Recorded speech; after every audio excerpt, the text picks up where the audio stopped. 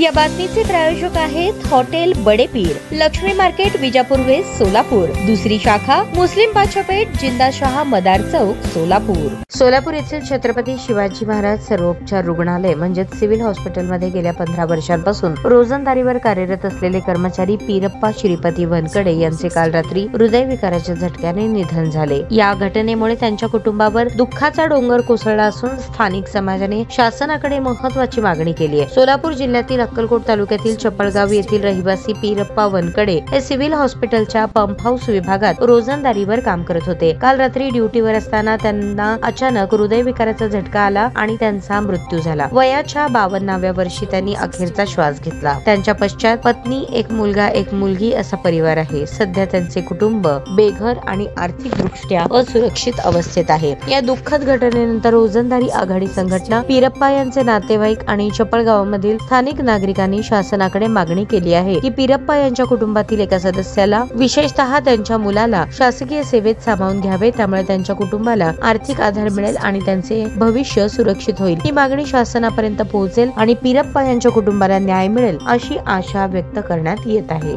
जयश्री तळभंडारे, मी एक रोजंदारी कर्मचारी सिव्हिल हॉस्पिटल मधले।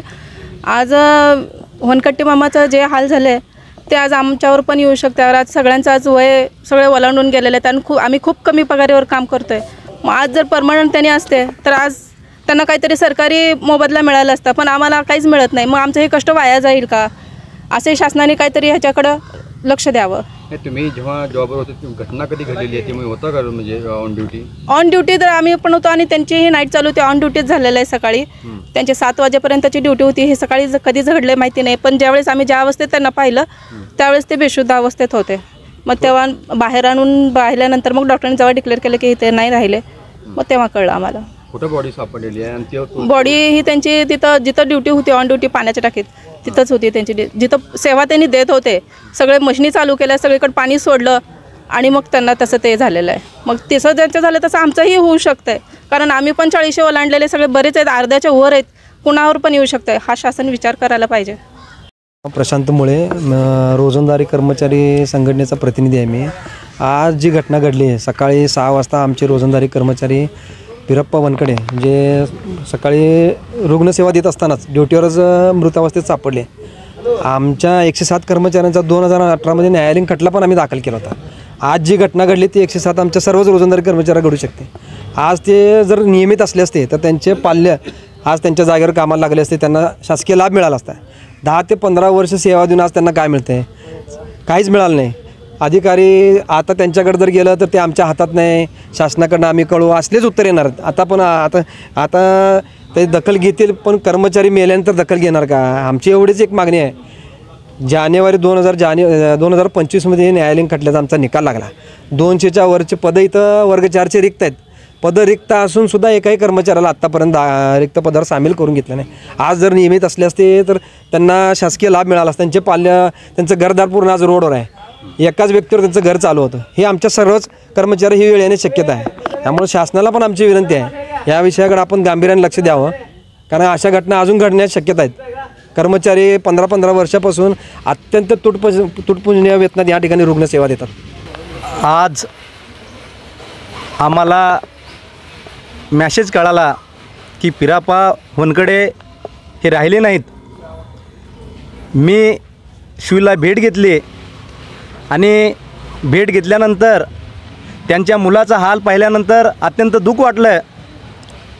मी संबंधित मुख्यमंत्री साहेब, दोन्ही उपमुख्यमंत्री साहेब, संबंधित आरोग्यमंत्री व वैद्यकीय डायरेक्टर व सचिव यांना सूचित करतो, एक जीवाभावाचा माणूस तुमच्या शासनाच्या आरोग्य विभागामध्ये गेल्या 15 वर्षापासून ते जॉब करत होते। रोजंदारीवर जॉब करत असताना संबंधित ज्या न्यायालय प्रतिक्रियेवर देत चालतं, संबंधित कोर्टाची ऑर्डर म्हणून त्यांना कायमरूपी करावं रोजंदारी कर्मचाऱ्यांना, असं कोर्टाची ऑर्डर असतानासुद्धा संबंधित इथले अधिकारी जर गय करत असतील तर मी रिपब्लिकन पार्टी ऑफ इंडिया एकतावादीचा रोजगार आघाडीचा प्रदेशाध्यक्ष तथा जिल्हाध्यक्ष म्हणून संबंधित अधिकाऱ्यांना सूचित करतो की गरिबाच्या जो आज इथे मयत झालं, ऑन ड्युटीवर त्यांचं मयत झालेलं आहे. आता अधिवेशन चालू आहे. संबंधित मी विरोधी पक्ष नेत्यांना पण या माध्यमातून सूचित करतो, एक माणूस ऑन ड्युटीवर जातो आणि त्याच्या एकुलता एक मुलगाच बेघर झाला आहे. जर शासनाने दखल नाही घेतली तर येणाऱ्या काळामध्ये इथं संबंधित डीन असतील, आरोग्य अधिकारी असतील आणि इथल्या संपूर्ण यंत्रणेला मी सूचित करतो, आम्ही या ठिकाणी उपोषणाला बसू, या ठिकाणी शासनाकडे दाद मागू, संविधानिक मार्गाने आम्ही आंदोलन करू आणि संविधानिक मार्गाने न्याय दिल्याशिवाय ही आंबेडकरी चळवळी स्वस्थ बसणार नाही, एवढंच या ठिकाणी सांगतो. Ratnakar Gaikwad, people's republican party जिल्हाध्यक्ष. तर आमचे पिराप्पा श्रीपती होनकवडे राहणार चप्पळगाव हे गेल्या 15-16 वर्षापासून ही सिव्हिल हॉस्पिटलच्या पंप हाऊसवरती ते नित्यनेमाने ड्युटी करत होते. गेल्या 15-16 वर्षापासून ते या ठिकाणी नित्यनेमाने ड्युटी करत असताना नाईट शिफ्टच्या वेळेस त्यांना अचानकपणे अटॅक आला गेला आणि त्यांनी त्या ठिकाणी मृत्यू पावले.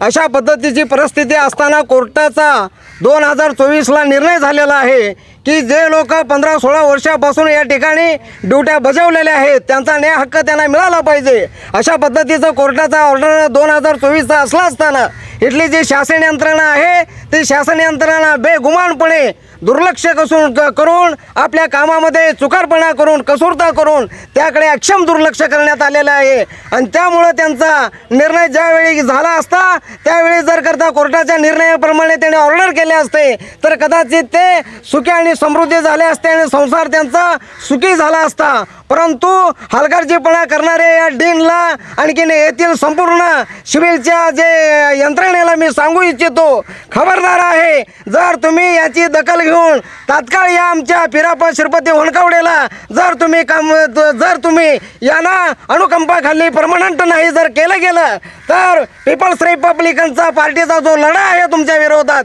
त्या लढ्याला सज्ज व्हा आणि त्यांना न्याय जर दिला नसलं तर आम्ही प्रचंड अशा पद्धतीचं आंदोलन करून इथल्या शासकीय यंत्रणेला सोडो की पळो करून सोडू. एवढंच नाही तर नाही कुणाच्या हक्काचं आहे आमच्या बापाचं बाबासाहेब आंबेडकरांनी घालून दिलेले जे कायदे आहेत त्या कायद्याप्रमाणे जर अंमलबजावणी करता येत नसेल तर मी तुम्हाला सांगू इच्छितो की तुम यहाँ से चले जाओ अशा पद्धतीचा नारा देऊन मी या ठिकाणी माझे 2 शब्द संपवितो. मी धनराज पिरप्पा वनकडे, माझे वडील पिरप्पा श्रीपती वनकडे गेल्या 14-15 वर्षापासून सिव्हिल हॉस्पिटलमध्ये कार्यरत होते रोजंदारी कर्मचारी म्हणून. गेल्या 6 महिन्यापूर्वीच त्यांचे ऑर्डर निघालेले आहे की बाबा त्यांना परमनंट स्वरूपी काम मिळालं पाहिजे.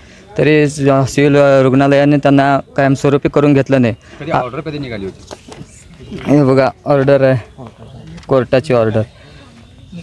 काय ते कॉपी काय कशाची संदर्भात आहे? कशा संदर्भात तर रोजंदारी कर्मचाऱ्यांना कायमस्वरूपी करून घेण्याबाबत त्यांच्या नावाची कॉपी आहे. कधी आहे ही कॉपी? डेट काय आहे? डेट 19/12/2024ची. 24ची. हां. अच्छा. आपल्याकडे कधीपासून ते कामाला होते? इथं जवळपास बी ब्लॉक चालू झाल्यापासून जवळपास 15 वर्षाच्या आसपास त्यांनी सेवा दिली इथं. मग आता अचानकच आज सेवेवर असतानाच त्यांचा अचानक मृत्यू झालेला आहे. शेवटच्या श्वासापर्यंत शासनाची सेवा, रुग्णालयाची सेवा करत त्यांनी श्वास सोडलेला आहे. तरी आमची मागणी एवढीच आहे की सर्व कर्मचाऱ्यांच्या मार्फत आणि कर्मचाऱ्यांना आणि त्यांचा जो परमनंट म्हणून जो मोबदला मिळाला असता तो मोबदला आम्हाला मिळाला पाहिजे. कधी झाली होती घटना आणि कशामुळे झालं? घटना आज म्हणजे काल ते रात्री त्यांच्या सेवेवर रुजू झाले होते, पण सकाळी त्यांचे जे रिलिव्हर होते त्यांना हे करण्यासाठी आले असता ते बेशुद्ध अवस्थेत त्यांना दिसले. त्यांनी कॉल केल्यानंतर आम्ही येऊन बघितलं ते बेशुद्ध अवस्थेत होते. नाव काय, वय काय? वडिलांचं नाव पिरप्पा श्रीपती होनकडे, कंपोस्ट चप्पळगाव, तालुका अक्कलकोट, जिल्हा सोलापूर, वय 53 वर्ष. काय असणार आहे मागणी आता तुझी? मागणी अशी आहे की कायमस्वरूपी जर ते कोर्टाच्या ऑर्डरनुसार त्याच वेळेस जर ते कायमस्वरूपी कर्मचारी जर झाले असते तर त्यांना जो शासनाचा लाभ मिळाला असता तो पूर्णपणे लाभ मला मिळाला पाहिजे. काय कारण आहे ते आतापर्यंत परमनंट झाले नाही, कायमस्वरूपी झाले नाही? काय कारण म्हणजे आता रुग्णालयाचा हलगर्जीपणा, बाकी काहीच कारण नसू शकत नाही. त्या संबंधित आपण येथील काही अधिकाऱ्यांनी वगैरे बोललेत का? हां, त्यावर आपण निवेदन दिले संघटनेमार्फत, पण त्यांचं एकच उत्तर आहे की आमच्या हातात. ताज्या बातम्या पाहण्यासाठी प्राईम महाराष्ट्र न्यूज चॅनलला सबस्क्राईब करा.